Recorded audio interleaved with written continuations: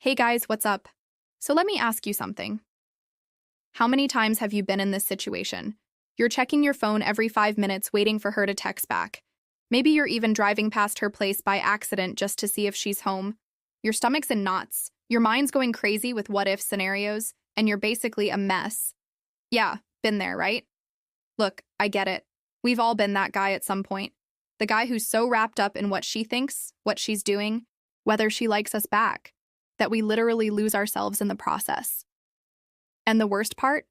It keeps happening. Different girl, same pain. But what if I told you there's a way to break this cycle completely? Not by becoming some cold, heartless robot, but by developing something way more powerful. The ability to be genuinely okay whether she's into you or not. Stick around because today we're diving deep into how to become emotionally bulletproof when it comes to women. First things first. Let's talk about this weird game most of us are playing without even realizing it. It's called If I Do Everything Right, She'll Love Me Back. You know this game. It's where you try to be the perfect guy. You text at the right time, say the right things, act interested but not too interested, play it cool but still show you care. You're basically putting on a performance 24/7. And here's the kicker. You think this gives you control. Like if you just nail the formula, you can guarantee she'll stick around and treat you well. But dude, that's not how humans work. You can't control another person's feelings. You can't force someone to appreciate you. And the more you try, the more desperate you come across, which ironically pushes them away. I learned this the hard way. I used to be the king of overthinking every interaction. Did that emoji mean something? Why did she take 3 hours to reply? Should I double text?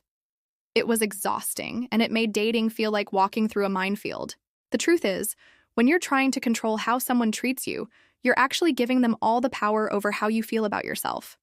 So why does rejection hurt so damn much?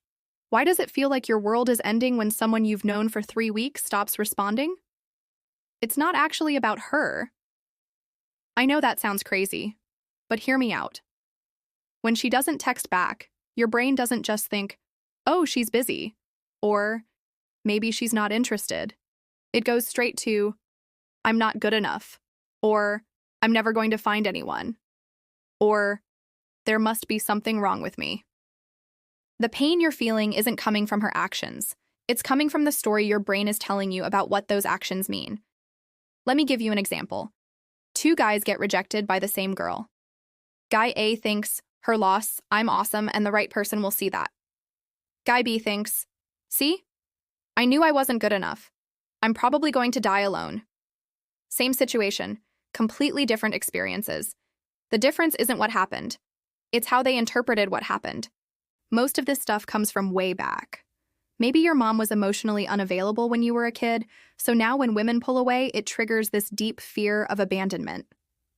Or maybe you got rejected hard in high school and your brain filed that under proof that you're not lovable. The wild part is, most of this happens unconsciously. You're not sitting there thinking, this reminds me of when mom didn't pay attention to me. It just triggers automatically, and suddenly you're feeling way more destroyed than the situation actually calls for. Here's where most guys go wrong. They try to fix the problem by avoiding the feelings. They either shut down emotionally, or they get obsessed with becoming so attractive that no one will ever reject them again. But avoiding your feelings is like trying to hold a beach ball underwater. It takes a ton of energy, and eventually it's going to pop up and smack you in the face. The real solution is integration. That's a fancy word for stop fighting parts of yourself and start accepting them. Yeah, you want love. That's normal. Yeah, rejection hurts. That's human. Yeah, sometimes you feel insecure. Welcome to planet Earth.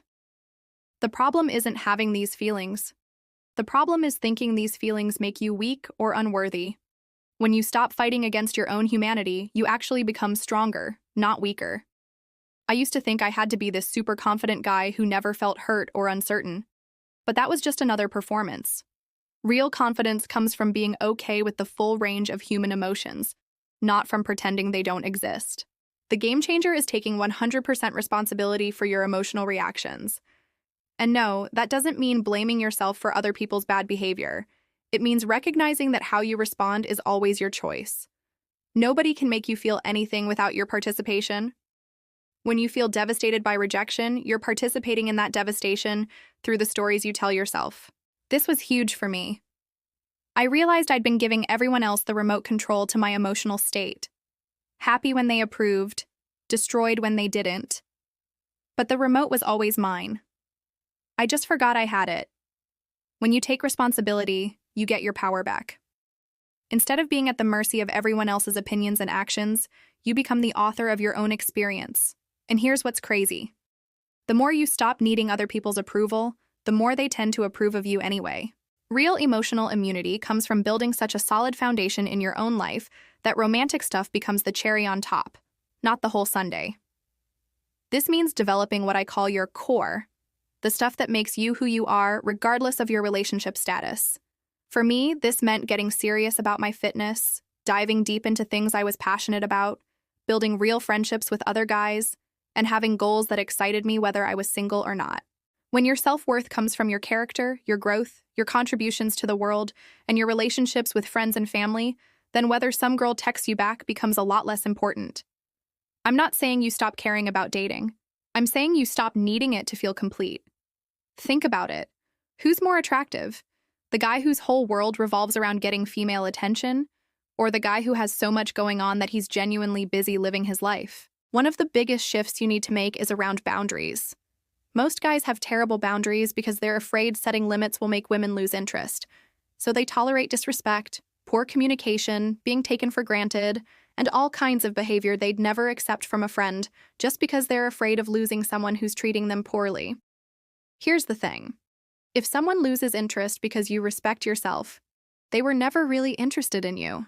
They were interested in having someone they could walk all over. Good boundaries aren't about being mean or difficult. They're about clearly communicating what you will and won't accept, and then following through consistently. When I started enforcing real boundaries, yeah, some women lost interest, but the ones who stayed became way more respectful and genuinely interested. Turns out most people actually respect you more when you respect yourself. There's this weird paradox in dating.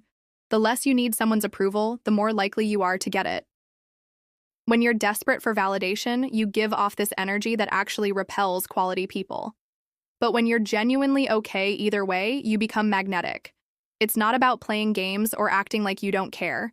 It's about actually developing yourself to the point where you genuinely don't need their validation to feel good about yourself.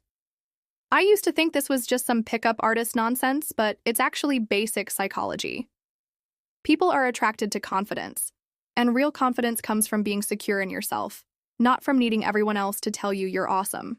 When you're not afraid of losing someone, you can actually be yourself instead of performing. When you're not trying to prevent rejection, you can focus on creating genuine connections. Here's something that might blow your mind. Every woman who's ever hurt you has actually done you a favor. I know that sounds insane, but think about it. Every time you get triggered, every time something hits you harder than it should, that's your psyche showing you exactly where you need to heal. Instead of avoiding situations that trigger you, start seeing them as opportunities. That pain you feel, it's pointing you toward an old wound that needs attention. Maybe getting ignored triggers your fear of being unimportant. Maybe seeing her with someone else triggers your fear of not being good enough. These triggers are like a roadmap to the exact beliefs that are keeping you stuck. The goal isn't to never feel anything. It's to feel things proportionally. A healthy guy might feel disappointed by rejection, but he won't be devastated by it. So how do you actually start building this immunity? Here are some concrete things you can do. First, start paying attention to your triggers. When you feel that familiar sting of rejection or anxiety about someone's response, pause and ask yourself, what story am I telling myself right now? What does this remind me of? Second, develop your life outside of dating. What would you be excited about if dating wasn't even an option? Start pursuing those things aggressively. Third, practice sitting with uncomfortable emotions without immediately trying to fix them. Feel the discomfort, breathe through it, and remind yourself that emotions are temporary visitors, not permanent residents. Fourth, start enforcing boundaries in small ways. Don't tolerate behavior from anyone that you wouldn't tolerate from a friend. Finally, build genuine connections with other men. Most guys are isolated and dependent on female validation because they don't have real friendships. Having a solid crew makes you way less needy in romantic situations. Look, developing emotional immunity isn't about becoming cold or uncaring. It's about loving from a position of strength instead of neediness. When you're truly okay with yourself, rejection stops feeling like death and starts feeling like useful information. You stop attracting people who want to hurt you because you stop being attractive to people who are drawn to weakness and neediness. The relationships you do have become so much better because you're choosing them from abundance, not desperation. You're giving because you want to, not because you need to. And ironically, by no longer needing everyone's approval, you become the kind of person who's actually worthy of it. This stuff takes time to develop. Be patient with yourself. You're basically rewiring patterns that have been running your whole life. But trust me, it's worth it. The freedom you feel when you genuinely don't need anyone else's validation to feel good about yourself, that's what real confidence feels like. And once you have it, you'll wonder how you ever lived without it. All right, guys, that's what I've got for you today. I'm curious. What's your biggest struggle when it comes to emotional reactions in dating? Have you noticed patterns in how you respond to rejection or mixed signals?